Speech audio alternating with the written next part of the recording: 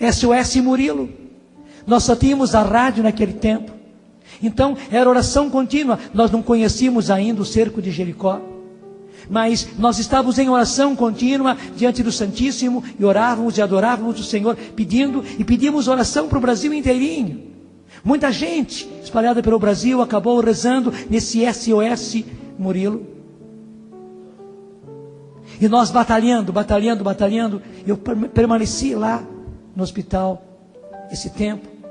Ficava na minha casa, na casa dos meus irmãos, e toda manhã já ia para o hospital. E ficava de plantão lá da manhã até a noite. E ele não tinha nenhum sinal de vida, foi terrível. Eu conto sempre que numa noite, chegando em casa, a minha irmã, a Marta, ela me disse: padrinho, ela me chama de padrinho, né? Padre pequeno, né? Padrinho, cai na real, porque o Murilo não vai viver, você vai sofrer muito.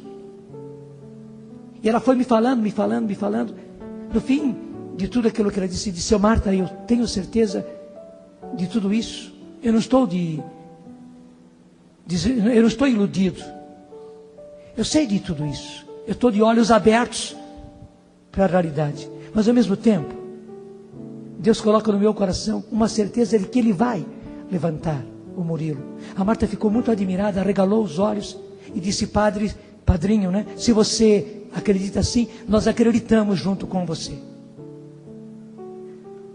Você não imagina a alegria quando no final desses 40 dias o Murilo voltou a si.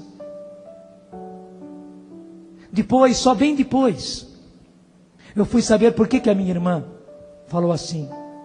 Primeiro, porque até um médico chegou a dizer que nós devíamos dar os órgãos daquele rapaz, porque ele era saudável. Então que dessemos os órgãos, porque ele não ia conseguir sobreviver. Foi por isso que a minha irmã foi conversar com o médico-chefe. E o médico-chefe disse para ela com toda franqueza: o que o Murilo teve foi morte cerebral, disse ele. E a senhora tem instrução, a senhora sabe o que é morte cerebral? Ela disse com os olhos arregalados: sim, doutor, eu sei. Então, o que a senhora espera?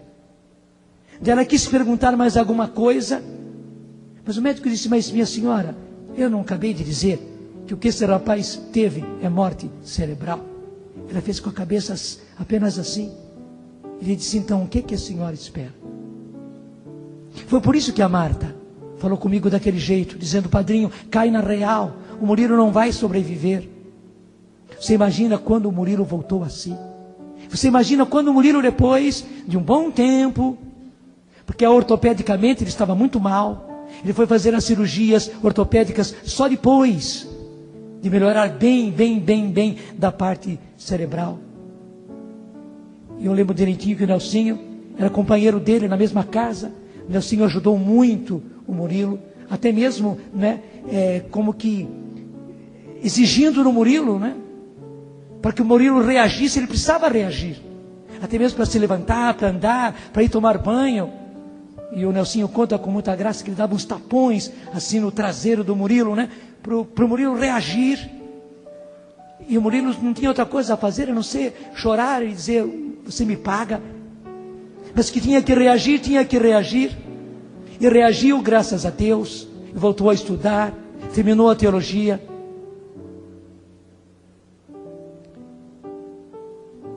E só depois, uma vez que eu contei esse testemunho, é que a minha irmã foi me contar que o médico tinha dito para ela. Eu não sabia. Foi muito tempo depois que ela contou para mim que o médico tinha dito que o que ele tinha tido era morte cerebral. Portanto, gente, não era simplesmente uma cura, era uma verdadeira ressurreição. E como é que nós conseguimos essa ressurreição do Senhor? Com essa fórmula que Deus está dizendo, a fórmula usada por Moisés, Arão e Ur e Josué. Nós estávamos batalhando e nós não paramos de batalhar. Claro, fizemos tudo o que tínhamos que fazer. Não cruzamos os braços, não. Estávamos lá no hospital, buscamos o melhor hospital, buscamos a equipe médica, estávamos lá. Ficamos o tempo todo, mas não paramos de orar, até que Deus concedeu a graça. É bom que o Nelsinho esteja aqui. Porque eu me lembro muito bem, quando o Nelsinho começou a ter falhas na voz, e ele foi para um otorrino, e daí ele foi para São Paulo, e os exames que ele fez, constataram, inclusive a Márcia, que ainda não era Correia, que ajudou o Nelsinho a chegar a esses especialistas, que ela conhecia a Canção Nova, ela me telefonou dizendo: Padre Jonas, o que o Nelsinho tem é tuberculose nas cordas vocais. Gente, naquele dia, dentro da minha casa, logo depois de colocar o telefone no gancho, a minha oração foi como que uma briga com Deus, claro, respeitosamente, mas eu disse para Deus: Senhor, o Senhor não pode fazer isso, eu já fui tuberculoso, e o Senhor me curou, mas agora o Senhor não pode fazer isso, o Senhor não pode permitir que o Nelsinho esteja com essa tuberculose nas cordas vocais, justamente nas cordas vocais. Ele que, e naquele tempo, gente, era o único. Hoje nós temos todo esse ministério. Mas naquele tempo, quem puxava o carro era o Nelsinho. Os outros estavam começando. Quem, por exemplo, dirigia as gravações que nós fazíamos era o Nelsinho. Ricardo cantou, mas quem dirigia tudo era o Nelsinho. Eugênio cantava fazendo backs. Eugênio entrou fazendo umas palhinhas ali numa outra frase, mas quem dirigia era o Nelsinho. E agora o Nelsinho justamente estava com tuberculose nas cordas vocais. E Deus foi tão maravilhoso que... Onde é que está a tuberculose nas cordas vocais do Nelsinho? E tem uma coisa muito bonita, né? Hoje a Márcia é Correia, né? Tudo começou naquela época. Deus foi maravilhoso.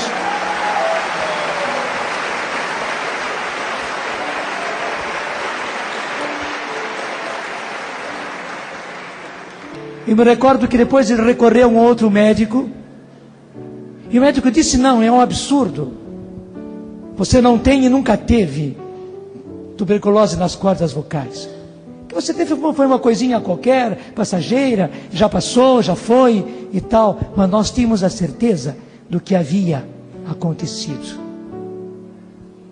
Foi Deus. Mas de que maneira, gente? A fórmula é a mesma. Por um lado, rezar sem cessar, sem nunca desanimar. E claro, não é que tive a notícia e logo curou, não. Foram meses e meses e meses e meses e meses e meses de aflição. Mas a gente lutando, a gente lutando, a gente lutando, a gente lutando.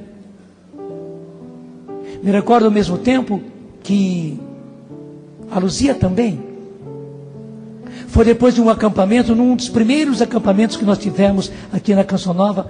Choveu torrencialmente, e claro, apesar da aparelhagem, nós tínhamos que fazer um esforço para poder falar e sermos ouvidos, e aquela friagem, aquela chuva.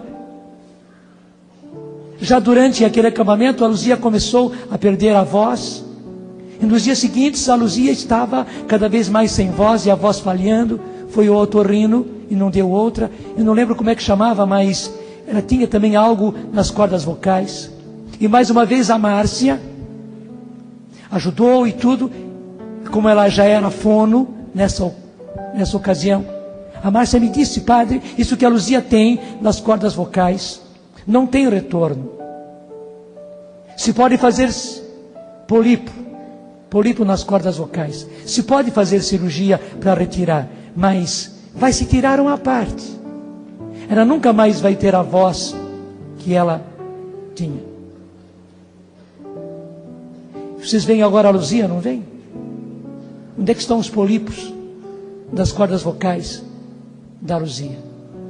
A gente foi justamente a fórmula, batalhando no campo de batalha, e nós batalhamos, e ao mesmo tempo, oração, oração, oração, oração, oração, e tudo na Canção Nova, graças a Deus, foi assim, é assim, e não resta dúvida, vai ser assim. Eu quis contar todas essas coisas, não é para nos exaltar, não. Pelo contrário, se eu tivesse mais fé, se eu rezasse mais, nós teríamos conseguido muito mais coisas. A Canção Nova seria muito maior para fazer muito mais evangelização. A Canção Nova teria muito mais membros. A Canção Nova estaria em muito mais lugares.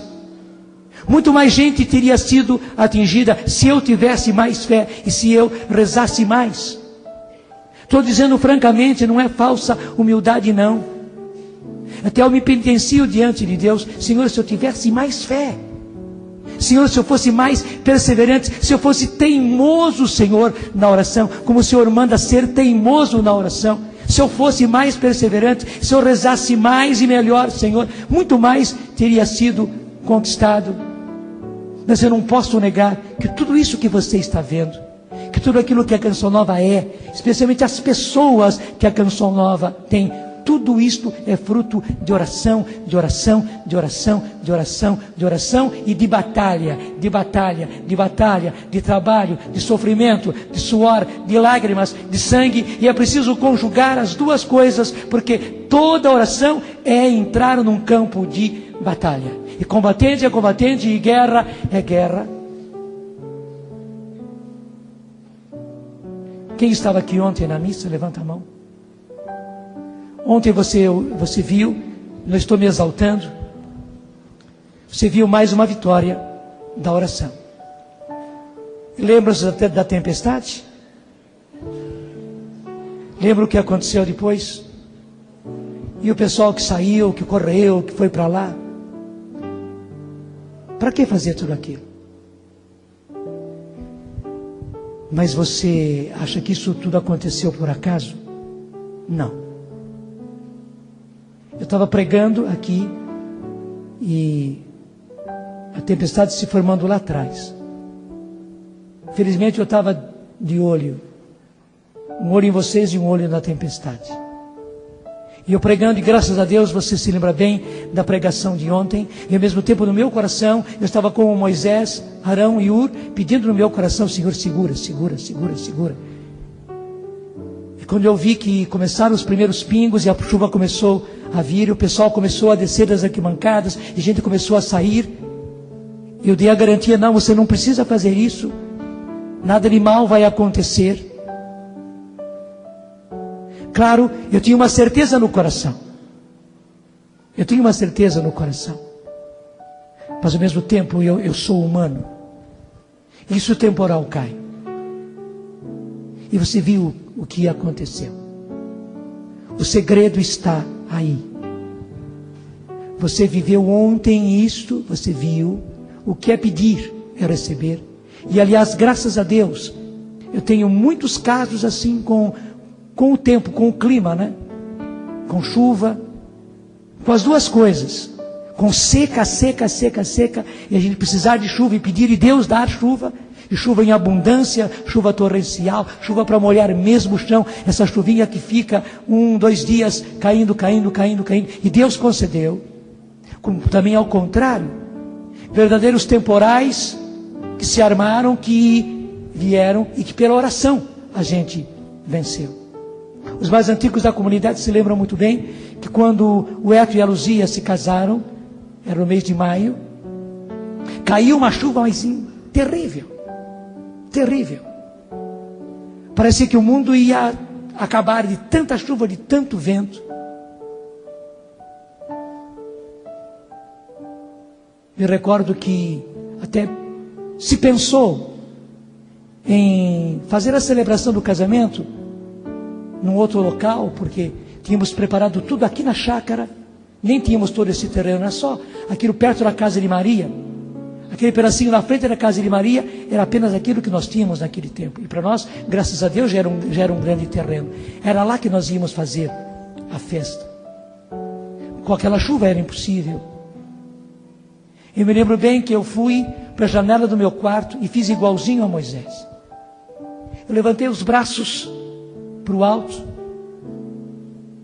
Se alguém estivesse lá embaixo, escutava a minha voz, gritando para Deus e pedindo a Ele que parasse aquela chuva, que amainasse aquela chuva, que parasse aqueles ventos, porque era muito importante para nós na comunidade o casamento do Eto e da Luzia.